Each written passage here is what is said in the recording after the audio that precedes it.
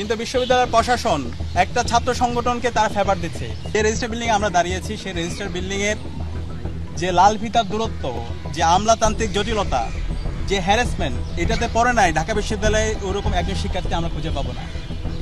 আমরা যারা বিশ্ববিদ্যালয়ের শিক্ষার্থীরা আছি, আমাদেরকে যে কোনো কাজ, ভর্তি থেকে শুরু করে বিশ্ববিদ্যালয়ের অ্যাডমিনিস্ট্রেটিভ যে কোনো কাজ আমাদের হলে অ্যাপ্লিকেশন করতে হয়, রেজিস্টার বিল্ডিংয়ে অ্যাপ্লিকেশন করতে হয়, ডিপার্টমেন্টে অ্যাপ্লিকেশন করতে হয়, এরপর আবার অনলাইনে অ্যাপ্লিকেশন করতে হয়।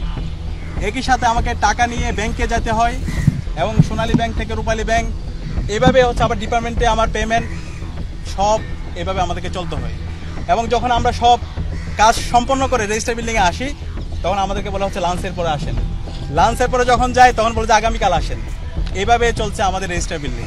তো আমরা কথা দিচ্ছি, শিক্ষার্থীদের ম্যান্ডেট পেয়ে যখন আমরা সেবা করার সুযোগ পাবো, আমরা এই রেজিস্টার বিল্ডিংকে সংস্কার করবো ইনশাআল্লাহ।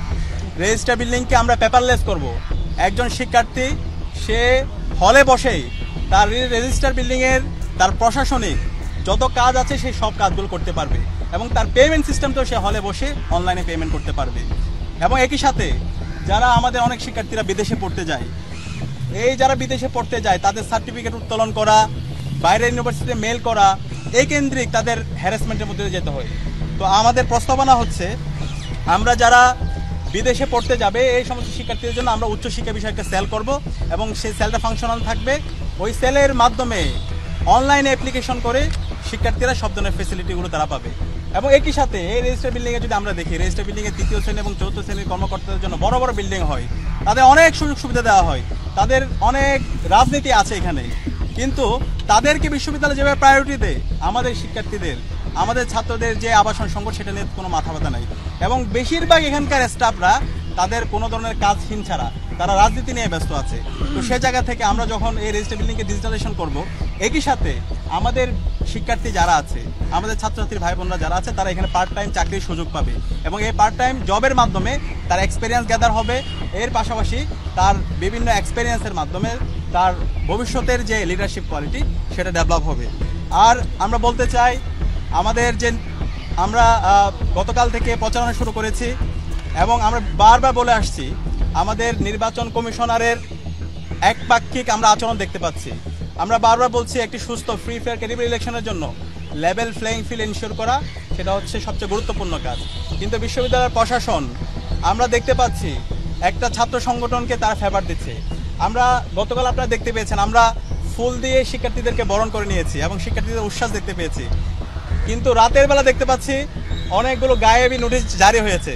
এখন আমরা আশঙ্কা করতেছি কখন যে তারা নোটিশ দেয় তোমরা গোলাপ ফুলও দিতে পারবে না শিক্ষার্থীদের মাঝে।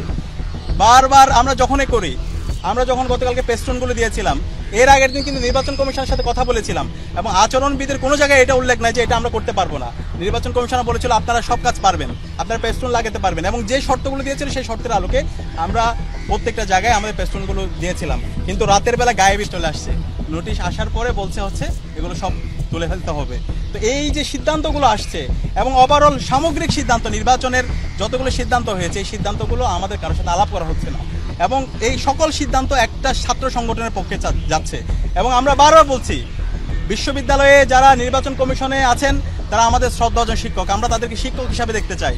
কিন্তু তাদের যে রাজনৈতিক আদর্শ, সেই আদর্শটাকে যদি তারা তাদের একটা ছাত্র সংগঠনকে ফেভার করতে যায় তাহলে তারা শিক্ষার্থীদের বিপক্ষে অবস্থান নেবে। আমরা চাই না ছাত্র বা সেই শিক্ষক এই ধরনের কোনো একটা অবস্থান তৈরি হোক, বরং আমরা এই ঢাকা বিশ্ববিদ্যালয়ের ছাত্র সংসদ নির্বাচনের মাধ্যমে বাংলাদেশে আমরা গণতন্ত্রের একটা নজির স্থাপন করতে চাই।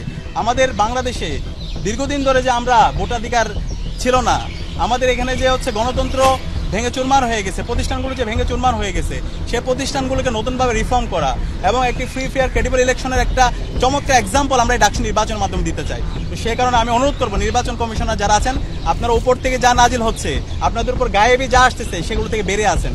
শিক্ষার্থীরা যা চাচ্ছে, শিক্ষার্থীদের যে আকাঙ্ক্ষা, তাদের যে প্রত্যাশা, সে আলোকে আপনারা সকল অংশীজনদের জন্য লেভেল প্লেইং ফিল্ড এনশিওর করুন।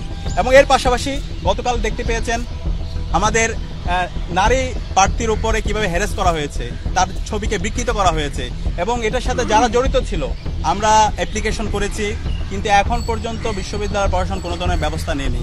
আমরা আশঙ্কিত, বিশ্ববিদ্যালয় প্রশাসন যদি এই ধরনের, নির্বাচন কমিশন যদি এই ধরনের তারা গার্ডসলেস হয়, তাহলে সামনে নির্বাচন আয়োজন করা, একটি সুস্থ নির্বাচন কিভাবে তারা বাস্তবায়ন করবে সেটা নিয়ে আমরা আশঙ্কা অনুভব করছি।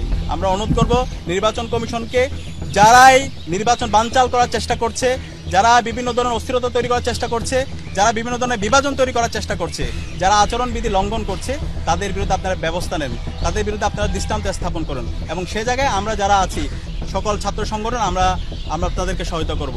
এবং একই সাথে আমরা সবাইকে অনুরোধ করবো, আমরা যারা ডাকসুর প্রার্থীরা আছি, আমরা সবাই বিশ্ববিদ্যালয়ের শিক্ষার্থী, সারা বাংলাদেশ আমাদের দিকে তাকিয়ে আছে।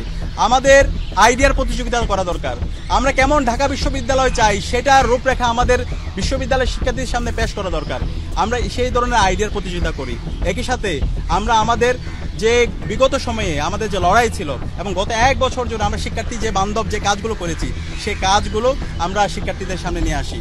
তো আমরা এই ধরনের দায়িত্বশীল আচরণ করে একটি সুস্থ নির্বাচন করার মাধ্যমে আমাদের শহীদদের যে আকাঙ্ক্ষা, জুলাইয়ের যে আকাঙ্ক্ষা এবং বিশ্ববিদ্যালয়ের শিক্ষার্থীর যে প্রত্যাশা, সে আলোকে আমাদের একটি বিশ্ববিদ্যালয় বিনির্মাণ করি এবং সেই বিশ্ববিদ্যালয়ের মাধ্যমে শিক্ষার্থীদের যে স্বার্থ, তাদের যে প্রত্যাশা, সে প্রত্যাশা আমরা পূরণ করি। সবাইকে অসংখ্য ধন্যবাদ।